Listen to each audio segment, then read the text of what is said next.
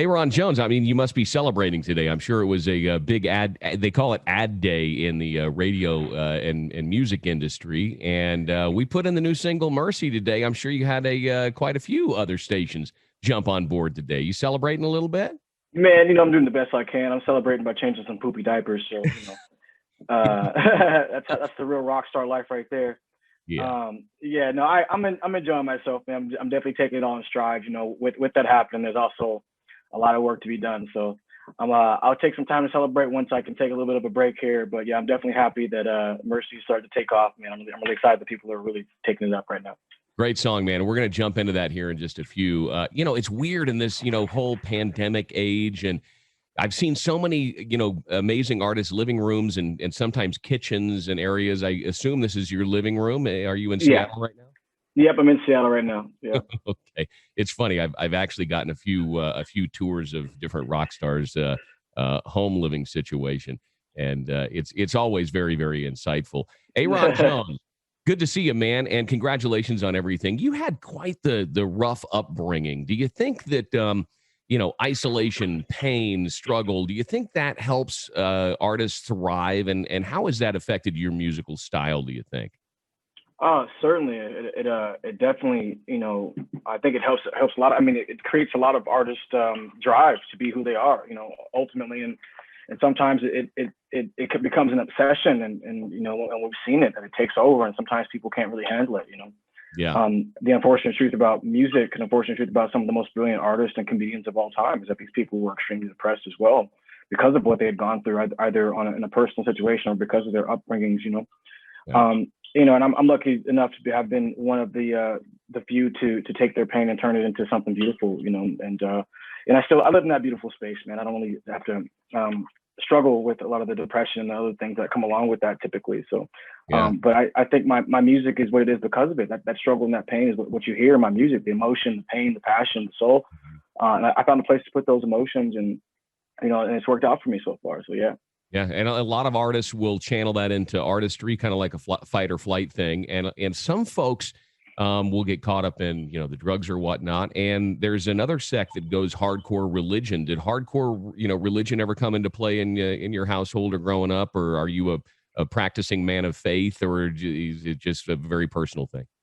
The religious aspect was very prominent in my youth. When I was a kid, I grew up in a household with my auntie, who was actually my great auntie. So that's like my grandma's sister. And she was very religious, man. She came, my family originated from Oklahoma. I'm the second generation here in Seattle. Okay. And so in that part of the country there, I mean, very down home Southern Baptist church kind of people, so definitely had my basis in religion. But as I got older, I think it was early on in my teens, I kind of realized that religion itself, while it may have some benefits, it also had a lot of things that were a downfall, and that if people kind of, sometimes can take that a little too far with their belief systems. And so I kind of strayed away from that and discovered my own spirituality through that, which actually ultimately brought me back into the church, but not with a different perspective. I'm not Sure. I'm not so into the deity concept anymore, but I definitely believe in the concept of spirit and universe and soul. So. Mm-hmm. I've tried to explain that to my son that karma is there's something real about karma. And, you read the book, The Secret, the energy and what you put out in the world is, you're going to get that back as well. I've always thought about playing music, because I'm a guitar player as well, as being very aptitudinal, if that's even a word. When you first picked up the guitar, was learning it for you that it seemed to be a lot easier than some of your counterparts and other kids that picked up the guitar? Did it just seem to be like second nature for you, or was it a real struggle to learn? And when I was playing at the time, it seemed like pretty natural for me. I mean, you got to remember, I was coming off of as a little kid, I was coming off of playing a violin, so like the concept, the string concept, and some of that stuff really crossed over into guitar. So yeah, some of that came naturally, some of it didn't. I had some friends in middle school and high school who were extremely talented guitar players who, to this day, probably could have gone on to do some really great things in music had they chosen that path. So there definitely was a time of building and learning, and I mean, honestly, and that went on throughout my career. I mean, it's still happening even now. I'm still learning more and more on guitar. But yeah, I mean, there was definitely a little bit of a natural aspect, but I had to work really hard to get to figure out what I wanted to sound like as a guitar player. Okay, so you mentioned violin. Do you play piano as well, or any other instruments, percussion at all? Yeah. So I started out with the drums. I played. Likewise. Yeah, I started out with the drums. I taught myself how to play piano. I taught myself guitar, and I learned, and through that, subsequently learned bass.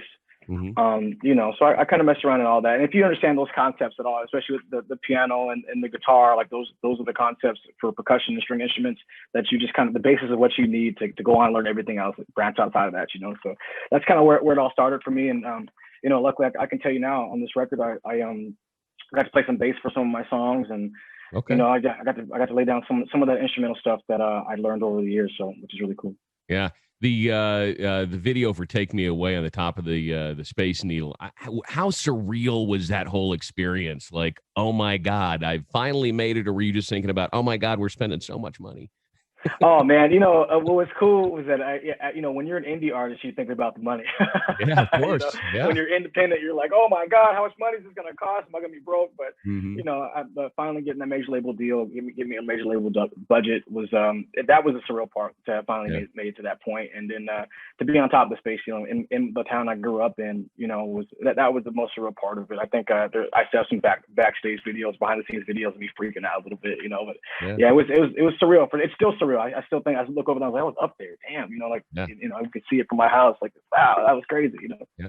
And you started to get some pretty big recognition regarding your talent pretty early on, playing with the likes of Guns N' Roses and B.B. King and all that. Who do you think was your biggest influence when you decided to really pursue music as a career? Did you ever have some one-on-one time where they said, look, there are two fundamental mistakes that I made coming up through the ranks. Try to avoid this pitfall. I got a little bit of that from definitely Sir Mix-a-Lot was highly influential, but I think the moment that I realized I wanted to be an artist, like pursue my career as an artist, was when I went to go and tour with this band. They were called Deep Cotton, and they were one of the bands under Janelle Monáe's label Wonderland. And so we got to go and tour and open for Janelle Monáe, and I think Fun was the other support band that year. And that was a moment watching Janelle do what she did, and as a strong Black woman, especially, man, like that was really inspirational to me to want to pursue my career as an artist.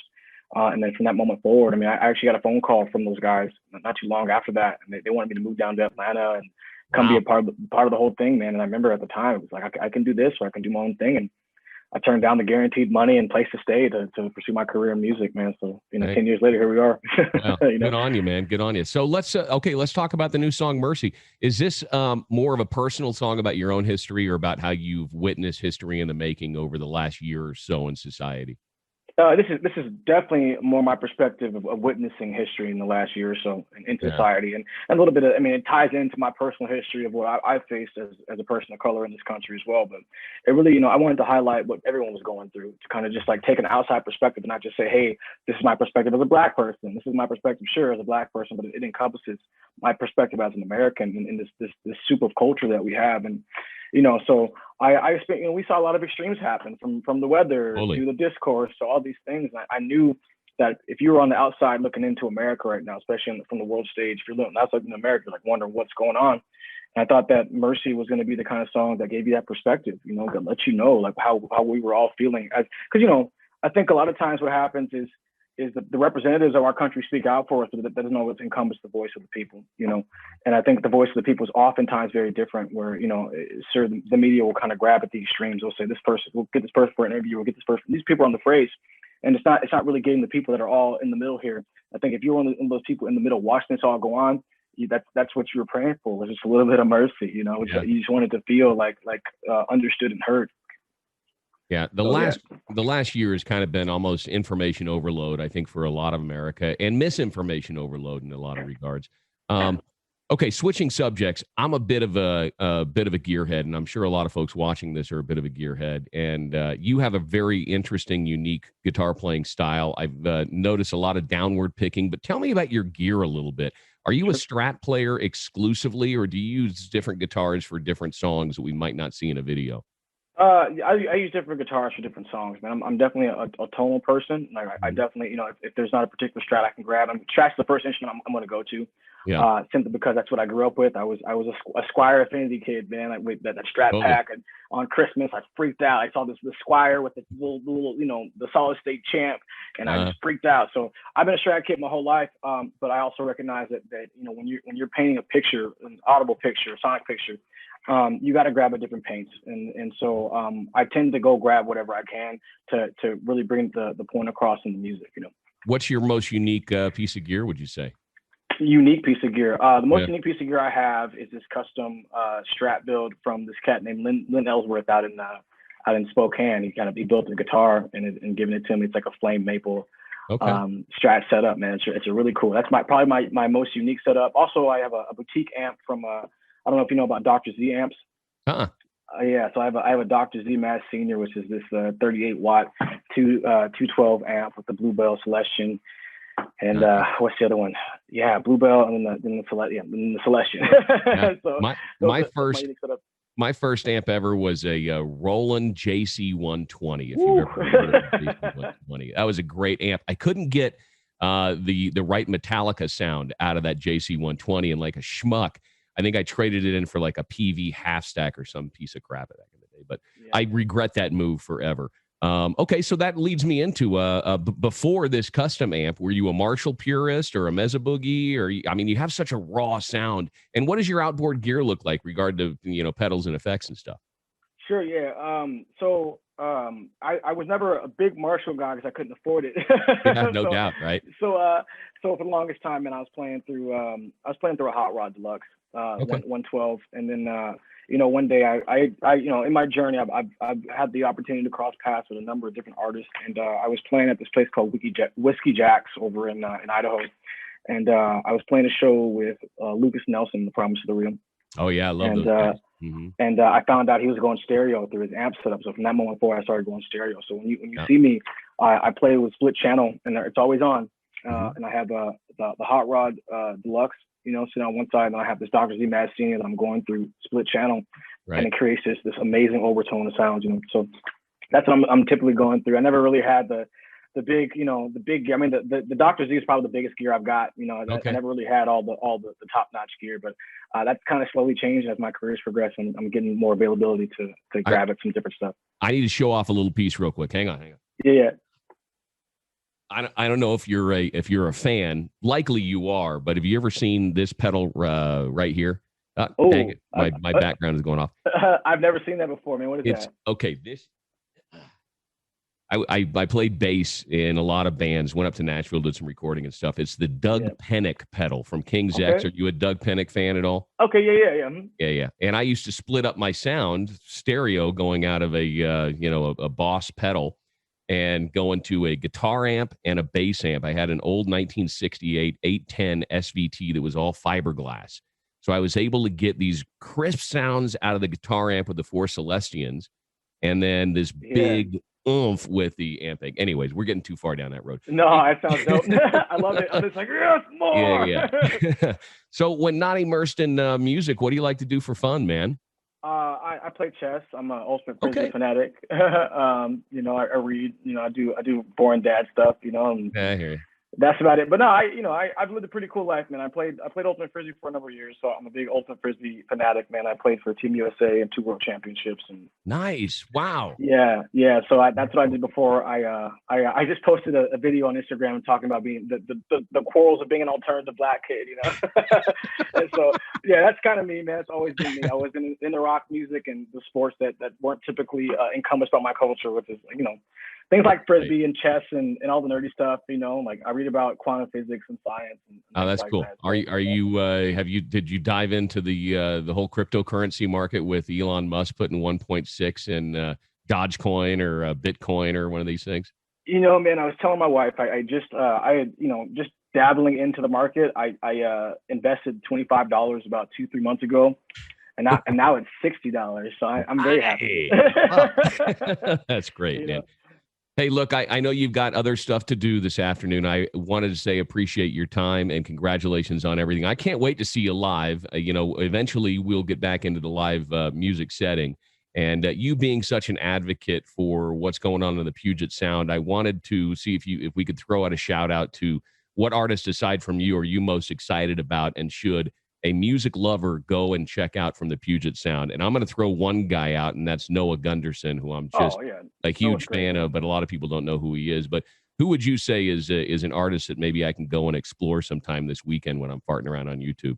let me see. I'll try to name my top 5 here, and let's see. Number 1, I would say go check out the Black Tones, which is a brother and sister twin duo from Seattle. They're a rocking band.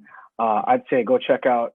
There's a lady out of Spokane. Her name is Vanna O, an incredible rock guitar player. She's wonderful, Vanna O. Go check out the Hollers, which is a kind of an alt rock punk band here in Seattle. And I would say go check out a band called Gypsy Temple, which is another black rock group here in Seattle. Gypsy Temple? Gypsy Temple. Oh, not Gypsy. I'm sorry. They're called King Youngblood now. They had a name change. King Youngblood. Yes. Okay. Go check out King Youngblood.